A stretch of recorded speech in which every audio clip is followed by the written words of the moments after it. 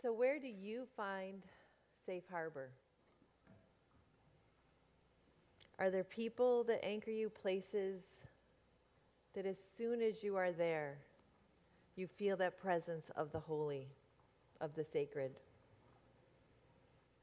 How is the holy revealed to you? For our meditation today, the last few weeks we've actually been enjoying a time of quiet together in this sanctuary.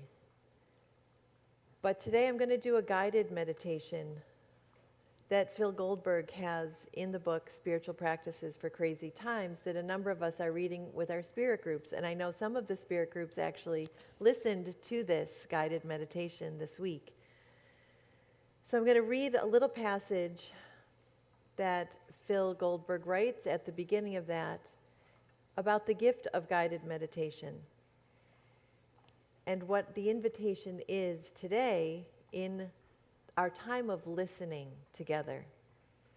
So he writes, if you're devotionally inclined, the ultimate spiritual friend is God, however you imagine him or her or it. Why not enter into a dialogue?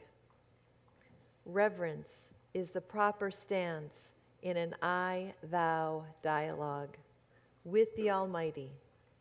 But censorship is not required, so don't hold back. Convert your feelings into questions and humbly present them. Then wait and listen. Some people find guided meditation an effective way to receive comfort and wisdom, whether they believe it comes from within themselves or from an actual being or an unseen guide. And so I invite you into this time of meditation. If you can hear the gurgling of the fountain, let that be part of the sound that leads you in. The gentle sound of Roger's guitar, the sound of my voice. You may notice yourself coming in and out of awareness of those things, but trust that whatever you need in this moment, you will receive. So allow yourself to become comfortable wherever you're sitting. Close your eyes if you'd like, or simply soften your gaze.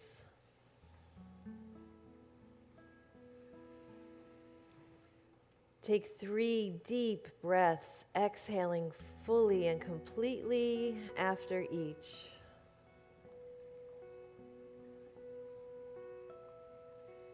Notice the soothing calm as your body and mind settle. Invite each part of your body to relax and soften as we go on a visual journey of peace, love, and truth.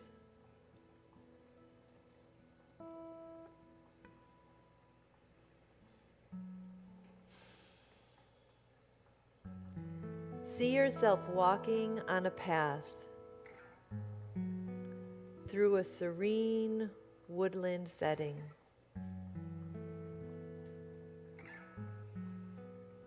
Take in the beauty of the wildflowers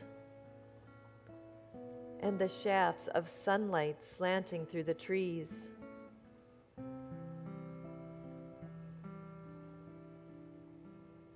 Enjoy the natural scent of the forest, the touch of the breeze, the sounds of birds and woodland creatures.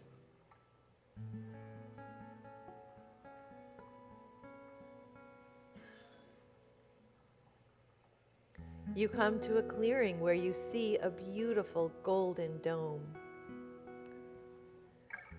This holy place radiates pure light from within its walls. It beckons you with the promise of healing and revelation. Your heart knows this sanctuary really exists at the core of your being.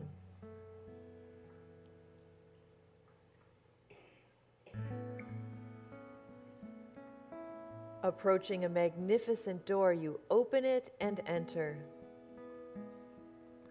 A luminous space welcomes you. A seat awaits you in the center of the room. You sit, and a feeling of peace comes over you. Your worries and resentments dissolve.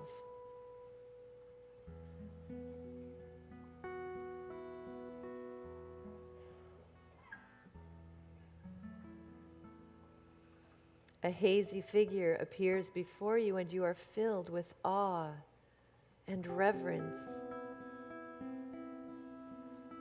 As the being approaches, it comes into focus, and you recognize a beloved presence. Or it might be no discernible figure at all, but a radiant orb of holy light representing the transcendent, formless absolute.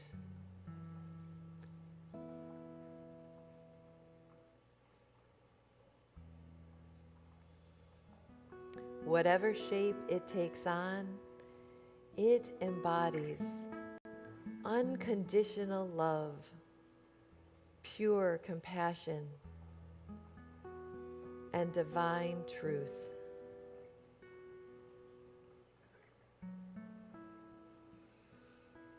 The figure speaks to you, and the voice is gentle and strong. It says, I know who you are. I love who you are. I know the pain you've endured. I know what you yearn for. Your journey begins anew right here, right now.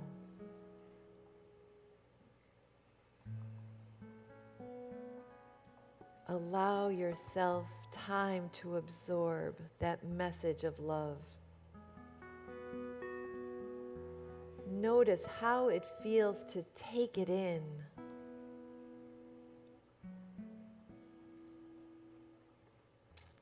The voice continues. I ask only that you open your mind to the omniscient intelligence of the cosmos, that you open your body to the healing power of nature, that you open your heart to the limitless love of the infinite,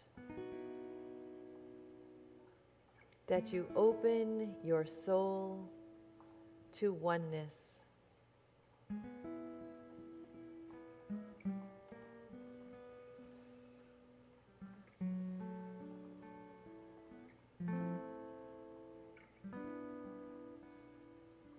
You bow in gratitude. Wordlessly, the form before you invites you to ask any question you may have. What do you long to know? What mystery do you want solved? Take your time knowing that you will have other opportunities like this.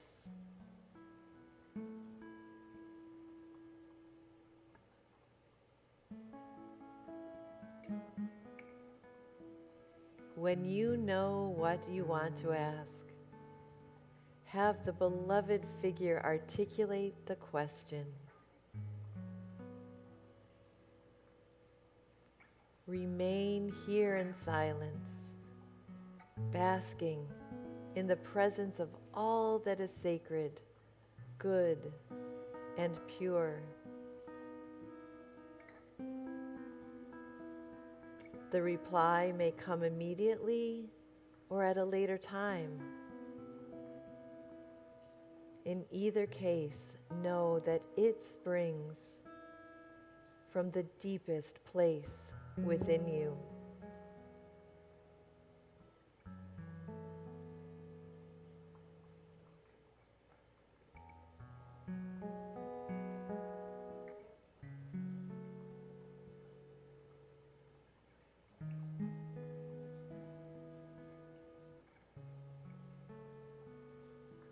The figure blesses you.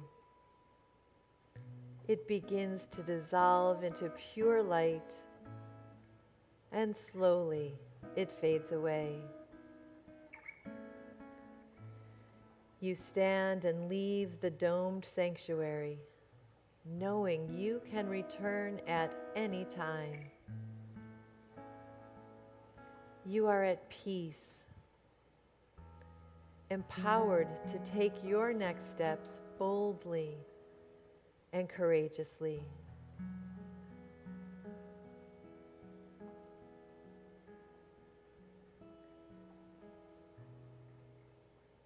Now return your attention to the present moment,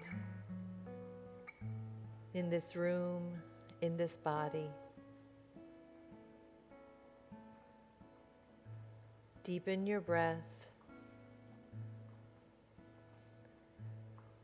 Gently stretch any part of your body that needs attention. And when you're ready,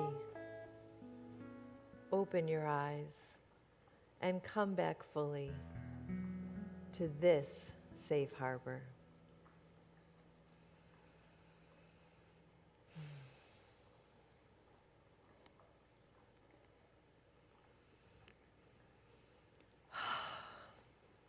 That might be all we really need.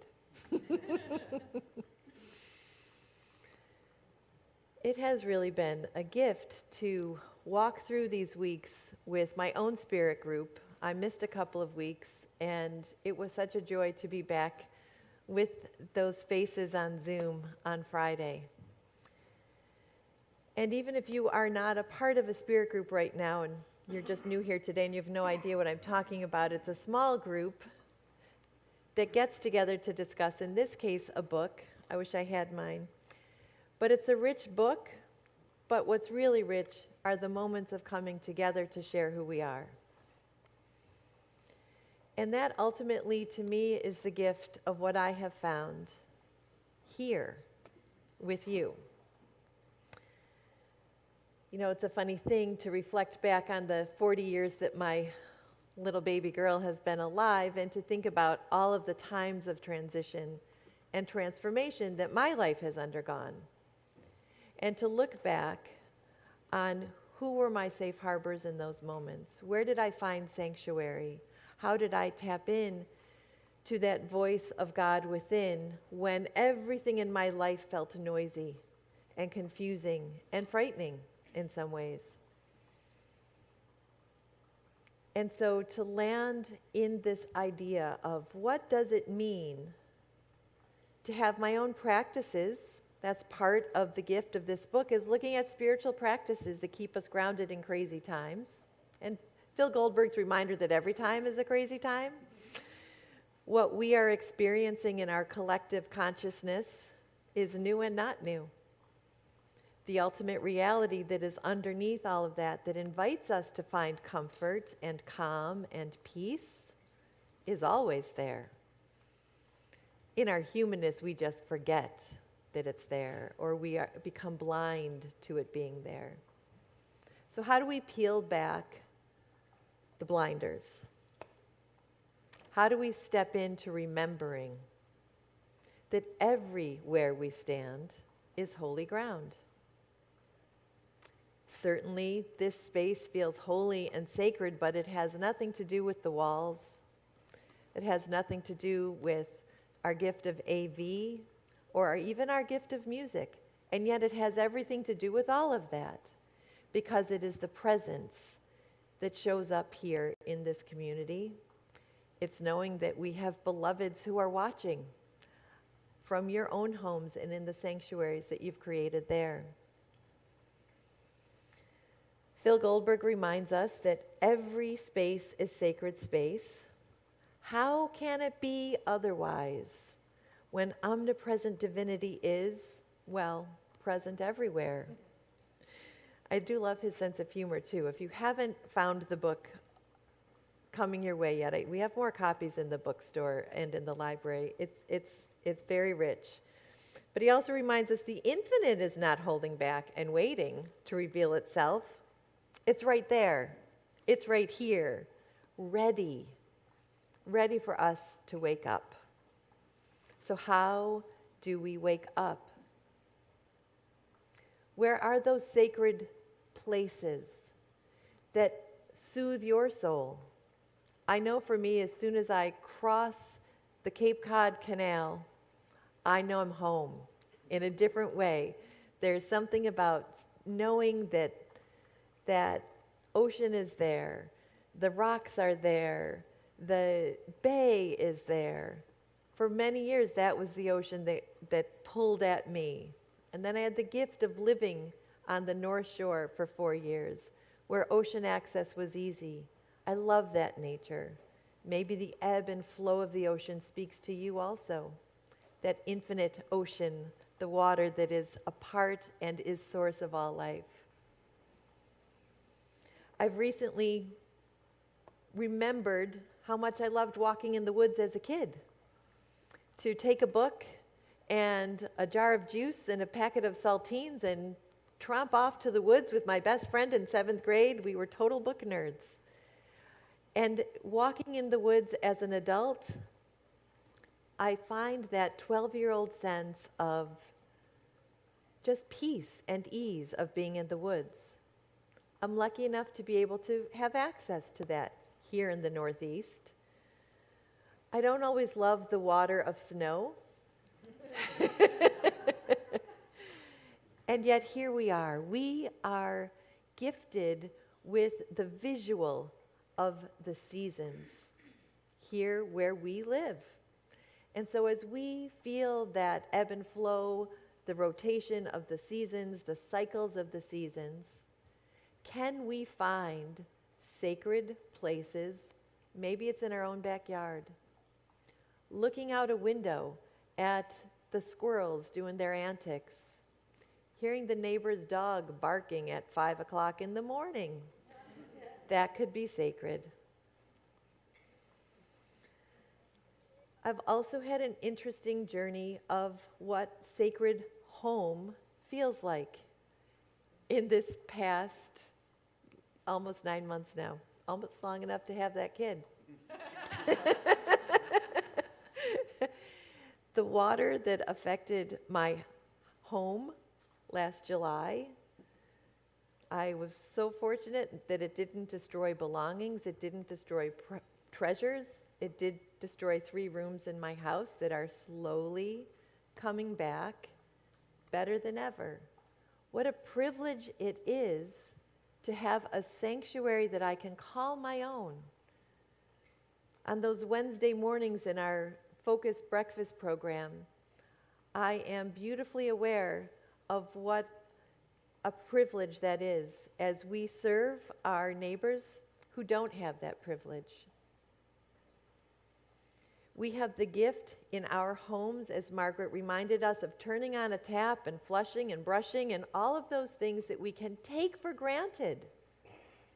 It's a privilege to be able to take things for granted. So in the safe harbor of our homes, how are we building an attitude of gratitude, of not taking the ease with which we go through our daily routines, that we don't take those things for granted, that we let that gratitude well up in us and then reach out to be comfort, to be safe harbor, here in our own community, in our friendships, in our family, and then beyond the borders of Albany, as we're reaching across the world to our sisters and brothers in a small village who don't have access to that. And there are many other places, as we know. We can affect the lives in one small village. But our safe harbor then radiates out into the world. This spiritual home is a safe harbor. I appreciated that part of the chapter that Phil talks about the challenges we sometimes find with spiritual leaders and spiritual homes that fit at one point in our life, and then they no longer fit. Many of us find unity because something that we had in our past doesn't fit the same way anymore. We don't fit it, and it doesn't fit us. We're hungry for something different. And that drew us here to build this beloved community. And in community, we also know sometimes we bump up against each other. It's not all sweetness and light. I also appreciated the reminder that those situations that we find challenging, whether it is an interaction with somebody, like this morning as I was trying to move over to my ramp and somebody was coming off like a speed demon, NASCAR race car driver, I was like, whoa, we needed to go this way. And I could feel my judgment and like, oh, you're good. I'm like, oh, you're about to go talk about how do our challenges teach us to be safe harbor? Bless the driver, bless my assumptions, bless her assumptions. Those moments when we are challenged are an invitation to tap into those spiritual practices, to say a prayer for the driver that cut us off, listening to the news and the day-to-day, the clamor of all of that noise. What is mine to do in that? Can I see that space as a place that challenges and helps me grow deep, deep spiritual roots? The sanctity of a place depends largely on the sanctity you bring to it. Wherever you are may be holy ground, but holiness is in the heart of the beholder. So how am I nurturing the heart of this beholder? How am I seeing my challenges as teachers, as invitations for me to soften my judgment, to turn the mirror to look at my own shadowy places when somebody else has pushed my button? Is it because there's something in me that I maybe need to look at? Sometimes I'm the person who's driving me crazy.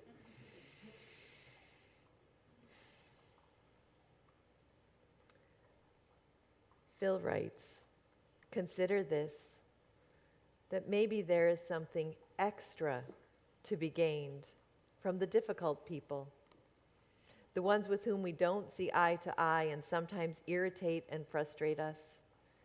You can't throw everyone overboard as briskly as you block people online. They might be relatives or coworkers or even, I loved that he had OMG exclamation point. Like, oh, those are my high school students. I miss them. And there they are. OMG, people you live with. Or yourself. Can we use those interactions to grow our roots, to be anchored? Can you welcome, he writes, I wish that I wrote this. Can you welcome annoying people as facilitators of your curriculum in this life? Wow. Wow, wow, wow. Holy wow, even. In the curriculum of our life, we are called, right? We say this every week. We're called to the spiritual awakening of all. We're called to live out our mission to embrace the divine essence, even in the people who are driving us cuckoo bananas. Even when who needs the compassion is ourselves. Because, right, it is sometimes that voice in our own head that is doing the most destructive damage in that moment. Can we look at our own failings and foibles and see them not as failing and foibles, but just part of who we are, with eyes of self-compassion and with an eye towards learning who we are in this moment, blessing who we are in this moment, and trusting that we are called to deeper and deeper awareness of who God wants us to be, of who the universe needs us to be, of who Source calls us to be. And how are we companioning each other at Unity of Albany? Some of it is through those small book groups where we come to know each other through the lens of this book. Part of it was in the dozen or so folks who gathered last night, most of us wearing the green, having a little corned beef and fellowship and friendship.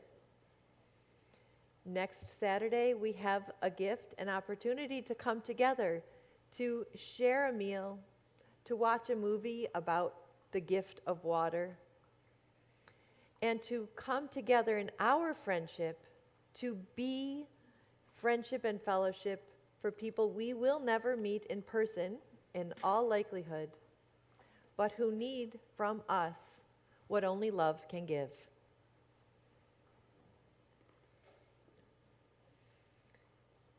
Wherever you are, in time and space, and whatever the circumstances may be, you have within you the ultimate shelter. External sanctuaries are vital, but their primary function is to help us locate that ever-present internal temple. Then, as Thomas Merton puts it, heaven is everywhere. In community, we nurture the internal temple. We do our internal work so that when we come together, we are less likely to ruffle each other's feathers because we've done that deep inner work. It goes hand in hand. And so as we approach these last few weeks before Easter, can we open ourselves to the gift of letting go that is part of Lent, to the renewal of spring, to the joys and challenges and comfort of being expressions of love? Can we find safe harbor wherever we are, knowing that this moment, this space, this is holy ground?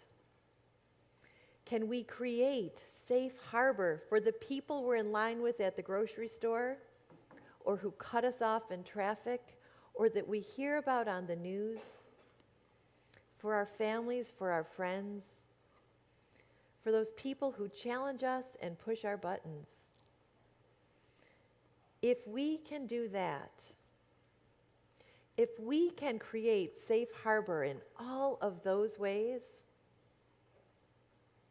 then truly, heaven is everywhere. And so it is. Amen.